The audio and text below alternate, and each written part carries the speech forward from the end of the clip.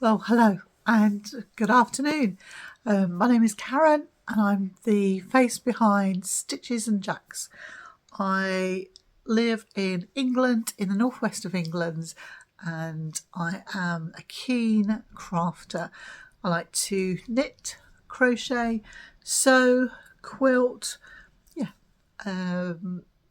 lots of things that I'm happy to make. Not so much garments myself, but I have started this year and I'm looking forward to making a garment for myself through the winter. So we'll see what that brings. I have been away for a little while, and just a disclaimer, I'm not going to talk about anything awful, but in the summer, at the end of July, I'm sure many of you will, especially if you're in the UK, though it made national news, there was an incident in the northwest where unfortunately 3 young girls lost their lives, and a lot of their friends were injured as well. They were at a dance class. I am absolutely fine, my family are fine, and everybody that I know is fine. However, it had a tremendous effect on me and has still had an effect, and I just feel that I need to say something now to explain my absence. I just, not intentionally, but I have. I've taken a step back. I've just looked after myself. I've looked after my family. One of the young girls actually attended the school that my grandsons go to. So very, very close to home. This is in no way taking anything away from those people that were involved, the parents, etc. Nothing like this. But there is kind of ripple effects. I used to live in Southport. I live about 12 miles away, but I'm still very much connected because my youngest daughter lives there with her children, my grandchildren, and my church is there. One of my many roles is a Girls Brigade leader, which I've been leader of the company for coming up for 25 years. Oh my word, I know you think I don't look like that.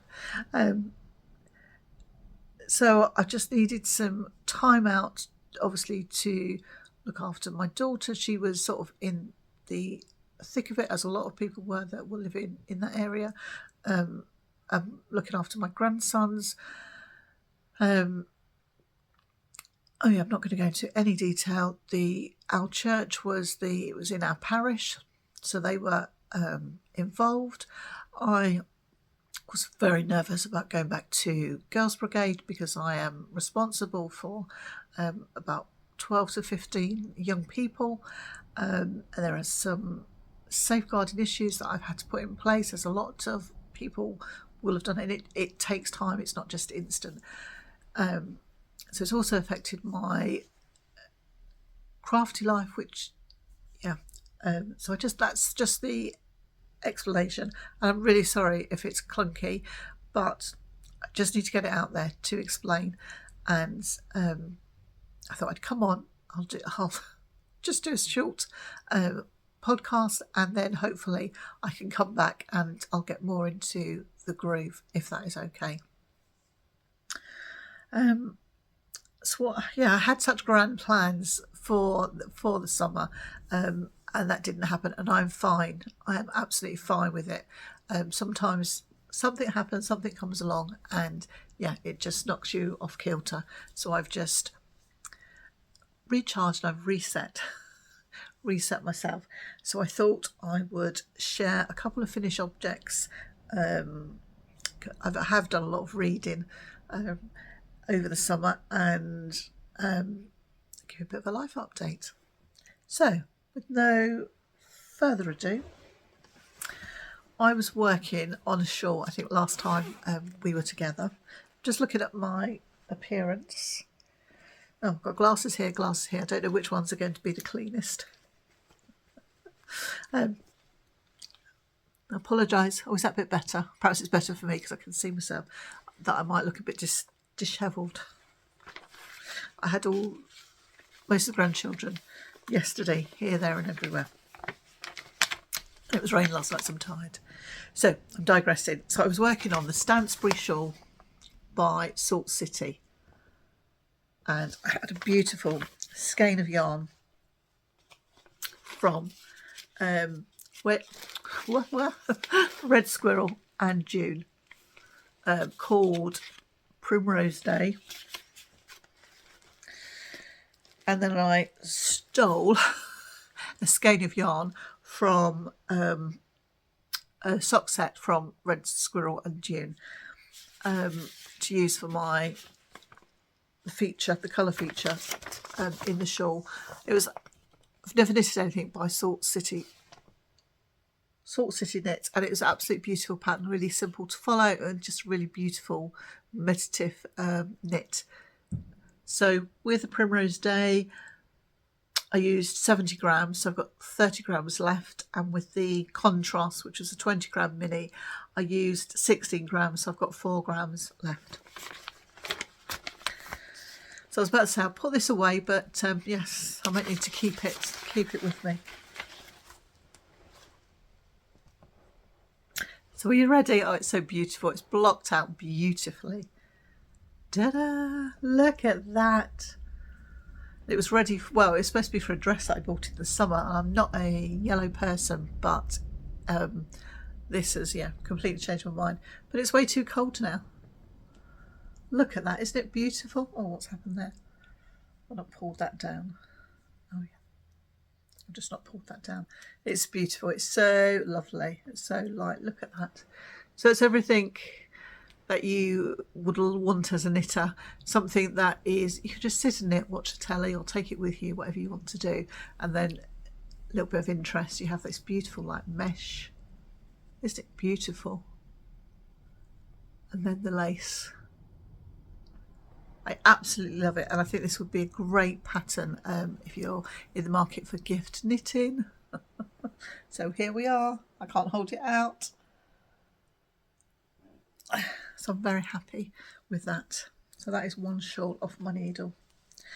And I have 101 whips because I got so carried away in the summer. But I'm not going to let that spoil I'm not going to try and let it sort of, I don't know, invade my mind. I don't know if that's the right expression. I was also working on a pair of socks. My daughter's father-in-law, he had a big birthday in August, so I managed to finish those and gift them. Let me just get the yarn to show you. It's just on the floor, but I'll bend down.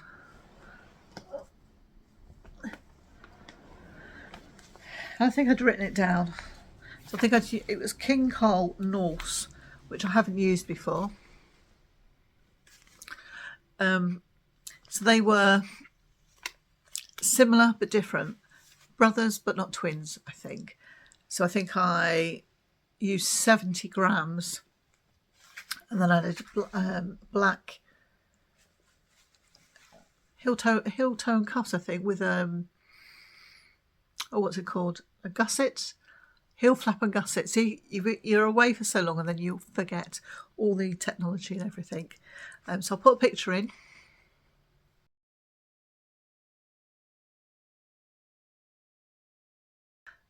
And he really, really appreciated them. So that was good. I was happy to gift those.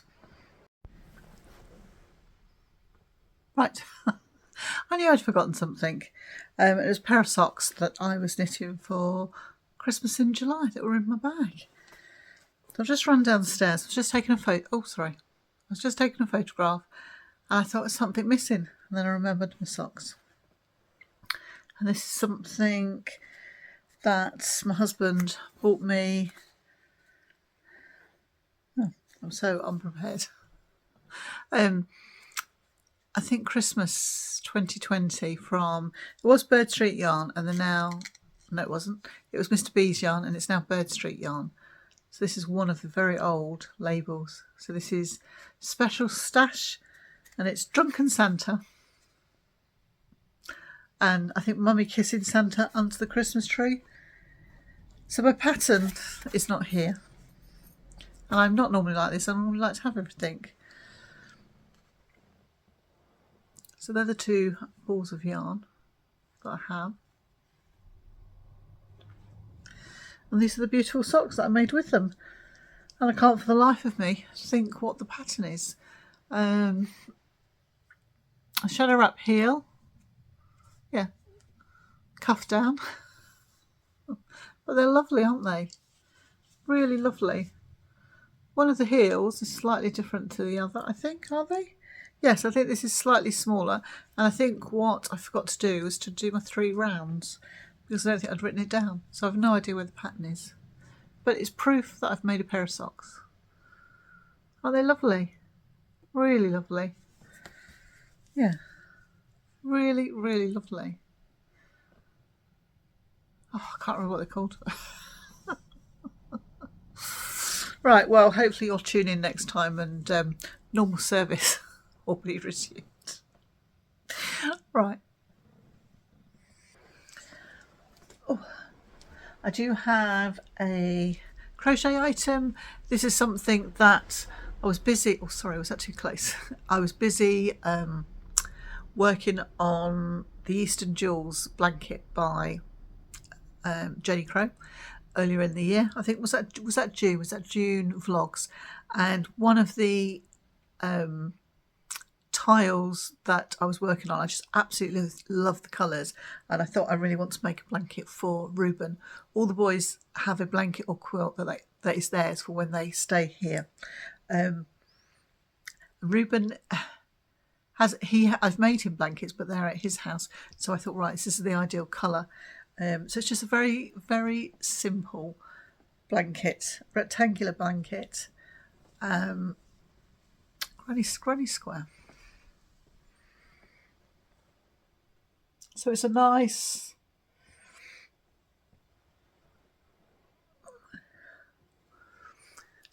size, a nice like cot blanket. So he will be using this in the winter, especially when the boys come over. They like to get all their blankets and quilts out, and they're on the couch and that when they're watching like a movie. And then I just finished it with a single crochet UK terms and a double crochet double crochet English terms, single crochet American terms. That does make much more sense. So I've just finished that all the way along, and I think that just gives that really nice look. Now the colours are parchment, I think it's parchment, gold, is it orange, sky blue? I could be wrong. Or pumpkin spice. I don't know. I can't remember. But I'm very happy. So he will be gifted that when he comes next week. So that's my blanket. And then there's just a little thing which I thought I would show you, because I did mention it when I was looking at a sewing. It was to hold myself to account. I made this blanket for this quilt for Alfie. If I've got a label on it, I think I have. And it sat on my chair for good, I don't know, a year, 18 months. When did I make this? 2018, so 6 years ago. And when I made the quilt, I cut the binding, and then I realised I'd cut it 2 inches instead of 2.5, and I thought, oh, that'll be fine. And I had them back, yes, it must be since last summer, because I had them all back and I've washed them and everything, and I could just see a couple of bits where it had come away, and thought, oh, I just need to keep it and I need to take it off, which I have done, and I've rebound it. So this is just for evidence. Da-da-da-da. So this is these beautiful, they're called Marvel characters, I think.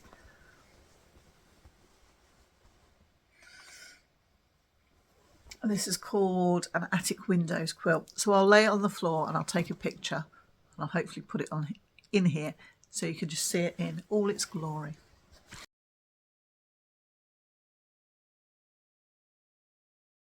So that's one quilt off the sewing machine. Oh, the dogs are barking now. So as I say, I didn't touch anything for a good few weeks, but the only thing that soothed my soul, I suppose, as our crafting does for so many of us, was this blanket. I bought this blanket pack. It's an Attic 24 blanket pack, and I think I bought it I bought it on the 7th of March 2020, just before COVID, and it's been in my wardrobe. And all my grandchildren have a nickname. Now Bonnie, I call her my little cupcake. And this is the cupcake pattern by Lucy at Attic 24.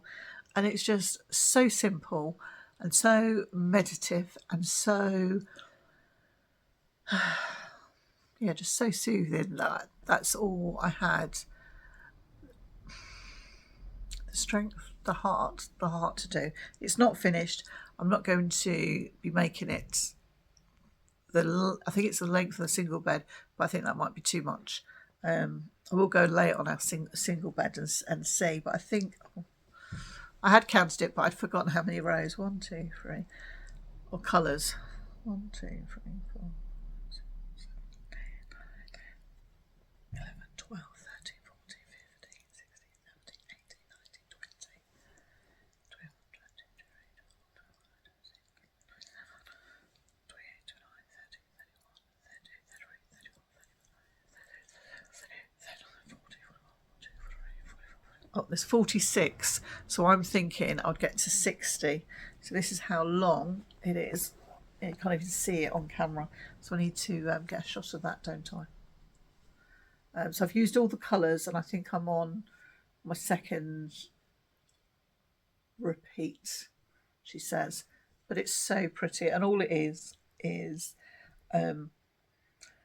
3 trebles like a granny stripe, and then you do that twice, go away and then back again. It's a free pattern on Lucy's blog, so I can talk about that. And then it's trebles on the way back. Let's see if I can just hold it up and you can just see its loveliness. It's just pretty. It's just beautiful. At the moment, Bonnie has she's been relegated. There's no room for her for the cot. Ruben's in that next door, but Bonnie has she's in the travel cot when she comes to stay. So she has taken the blanket. Funny enough, that I did work on in COVID. It was just odds and sods of Starcraft yarn. I think I showed that on my blanket episode that I did. And she really likes it, and she does clutch it if she comes downstairs, and she likes to cuddle after a sleep.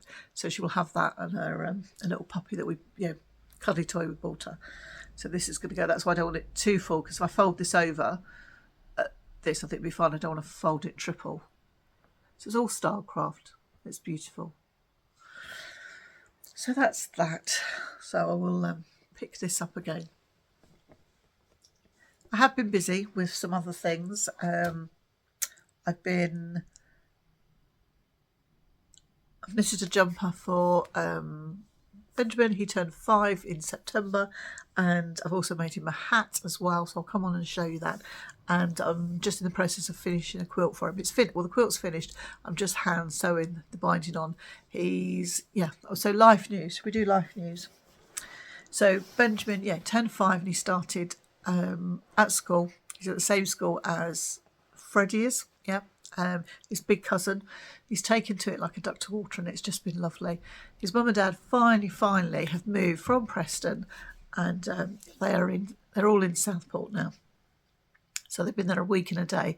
So it's just been lovely. It's been the most stressful period of time for my poor daughter, and my son-in-law, my darling daughter. But they're there now, and he's getting a new room. There's a makeover. So his other granddad and his nana and whatever, they're doing his room, and then Mr. Jacks is doing Laura. She's going to have a room that's an office come craft room. So everything's packed away. So I'm hoping that she's going to invite me to go over and help, put all the yarn on the shelves. So that would be really nice. So Alfie, he has gone to high school now. He's at an all-boys high school. He was in a mixed primary, and he absolutely loves it. I think moving about, having separate lessons in different classrooms really works for him. He's absolutely thriving, and he looks so handsome in his uniform. My word, he looks so grown up. I can feel the tears, just sort of pricking they just look so different, don't they? Like when Benjamin put his uniform on, oh, it was just, yeah. Oh. We went out to lunch to celebrate Benjamin starting school and Freddie, going into year 3. So he's in England. They go to nursery before school, or they can go to preschool at the school if they have that facility. But then they start at the year that they're going to be 5. So they're in reception, and then they have year 1 and year 2, and that's known as Key Stage 1. And then they go up to year 3. 3? Is it 3, 4, 5 and 6? And that's Key Stage 2. So Fred's taken a big jump up, and he's taken it all in his stride, bless him. Yeah, he's been great. So I think that's the other 2 boys. They're at nursery and they're doing really well. I'm not sure if, I think Ruben was only doing 2 days. He's doing 4 days, I think. Is he 4 days or 3 days? 3 days, I think. And Toby's doing 4. Yeah, so we're supposed to have Toby after Christmas if I can persuade Mr. Jacks to sell his car, so we can get all the car seats in. That's the issue. Well, let me just have a water because I can feel myself wittering.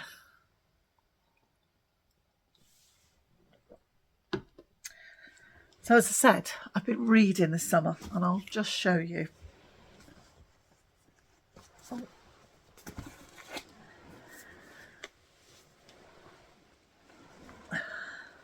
I'll share with you, sorry. I'll share with you the books that I've been reading. I have a very eclectic taste of reading. We spent a lot of time with the grandchildren over the summer. The 2 eldest boys especially, they had like a day out, just us and Mr. Jacks, because we have to cater for the babies, so we were able to take them out, which was really nice. And one of the times, I think, this might be when Mr. Jacks and I went out when we had the car serviced in July. We went to Waterstones. We've got a really nice sort of cafe there, and you can sort of choose your books and sort of have a mooch and whatever. It's really nice. So I chose this book. It's by William Faulkner, and it's called Wild Palms. And it's a vintage classic. I think it was written, it's set in New Orleans in the 1937, and it's 2 separate stories that kind of run alongside, but they don't interweave with each other. And it's a very, very different style of writing to what I've read before. It kind of writes with no punctuation. So you're like... And it took me a while, took a few pages to get into it, but I really, really enjoyed it. So I'd like to read some of his again. He's an American author. I really like the stories. Yeah, he was born in 1897 in Mississippi. So I think this was, let me just see if I got this right, 1939. Oh, so the start, the outbreak of World War II. But I really enjoyed that. And from there I went to Mrs. March, and this was a Sunday Times sort of bestseller. Word of warning, it does centre around a character, Mrs. March, that suffers with a mental health issue, and that is paramount to the story. I thought it was very well written. I think this is a first novel as well. So I did enjoy that. I thought that was really well written. So yes, if you're in the market for something like that, I can tell you the blurb. Mrs. March lives in an exquisitely controlled existence, the wealthy wife of a novelist. Her life is one of routine and decorum. But one morning, on a visit to her favourite patisserie, Mrs. March suffers a horrifying indignity. The shopkeeper's remarks that the detestable protagonist of George March's latest novel must surely be based on Mrs. March herself. The humiliation is too much. She's been robbed not only of a beloved patisserie, which she will never visit again, but of the belief in everything she thought she knew about her husband and herself. Thus begins an increasingly paranoid journey, one that may well uncover both a killer and some long buried secrets from Mrs. March's past. So yes, not for the light-hearted, but it was a good read.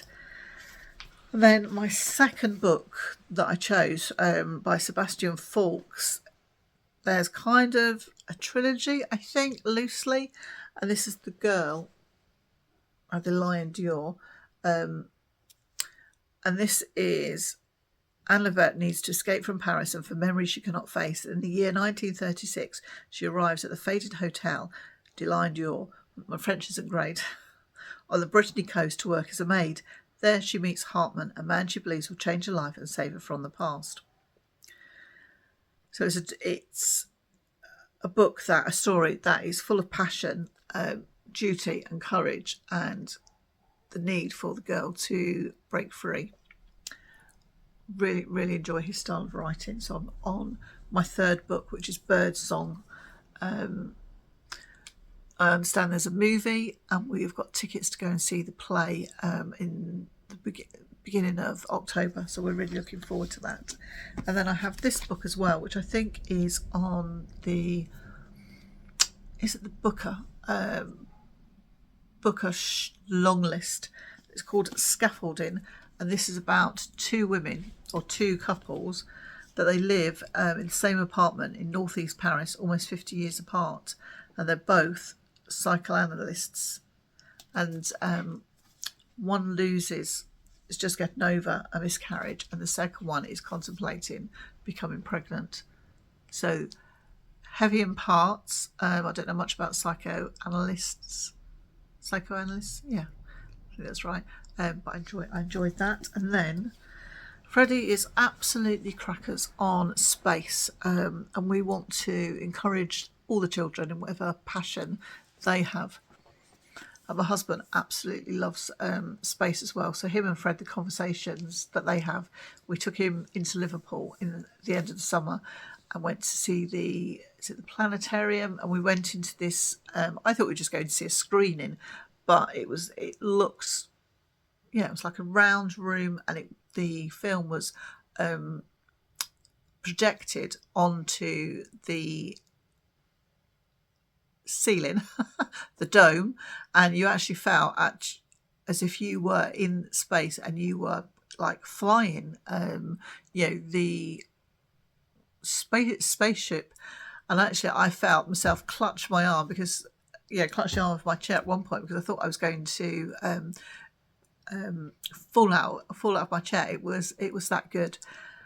And while we were having like this discussion, Mr. Jackson and I'd noticed I'd bought him this book for Christmas last year, and this is the story of space, like Space Journeys, the human story, and it's by Tim Peake, the British astronaut. So we booked tickets to go and see him at the Lowry at the beginning of September. And I said to my husband, we're having a chat. I said, do you know what? I said, I'm going to read this book. Is it good? He said, yes, it is good.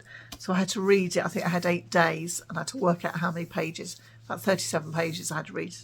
It was absolutely fascinating. I would never have picked this up if it was just me. But with my husband and Fred being so into space, I thought, right, I'm just going to join in and see if I can understand some of what they're talking about. Brilliant. And the show that we went to see, it was he was talking about the book and like the different aspects of space and the different people that went in and what was discovered at that time and the work that they did. It was really good, really good. The only thing we were a bit cross of, on the ticket it said 16 plus, so we couldn't take Fred because he's only 7. But when the lights went up and everybody came out, there was children in the auditorium, so we could have taken him, but we'll see if there's another show. Maybe we can take Fred. I don't think I've really been buying any yarn, she says. I'm sure that's a lie somewhere. I can't say that I've gone out intentionally. I have been to Modern Yarn, and there was a fabulous evening there. So I think I've got some bits from there, but I can't remember where they are. There's a pile of stuff all over my bed. I've pulled stuff out and it's all there. I'm not showing you, I'll tell you. But I did buy this because who showed this? I don't know whether it was Crafty Clegg, but I was down at the works and I picked it up. So I have this, and I really like the Jack Russell. So everything, I think all good news. I'm going to, maybe I'll come back and do a whip video, or maybe I'll just sort of choose something and just work on that and gradually get them down.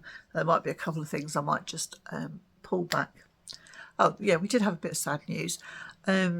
We've got we had 5 Jack Russells. We had the mum and dad, and then Bronte had 5 puppies. And we gave one each to our girls, and our son, I think he was still doing his master's, so he wasn't in a position to have a dog. So we kept the 3 boys. So that was another thing over the summer. August was our first year. We lost Bailey, who was like the size 0 of all the dogs. He was a skinny mini bears, the most athletic, if you can have that in a dog. So it came up to the anniversary of losing him. And then unfortunately, my youngest daughter, she also lost her dog, one of the original 5. I think it was February, March. She wasn't very well.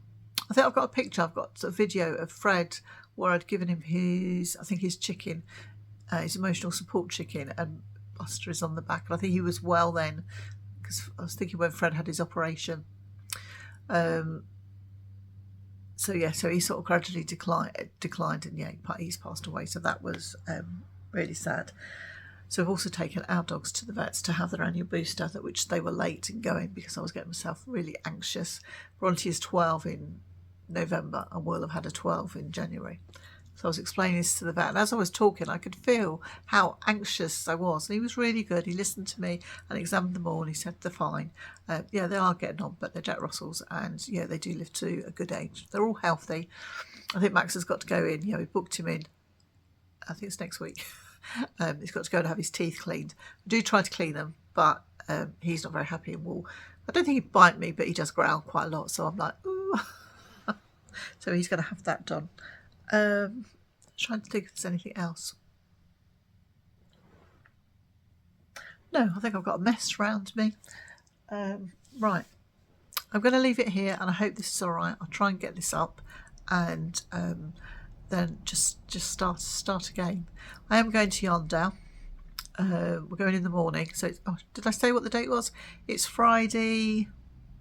Is it the 27th? I think Friday the 27th. I've only just decided this afternoon to pluck up the courage to come on and just say hello to you and share a bit of time. So hopefully I'll get this up. I got on Saturday. So if you see me at Yarndale, it'd be lovely for you to come and say hello and introduce yourself. And look, I'm not sure whether I'm going to be filming at the moment. I don't know. So we'll see. I think it's because I'm rusty and it doesn't take much to knock my confidence. So let's see. And hopefully, if you go to Yarndale, have a really lovely time. Have a lovely weekend. And I look forward to seeing you soon. Bye-bye for now. Take care. Be safe.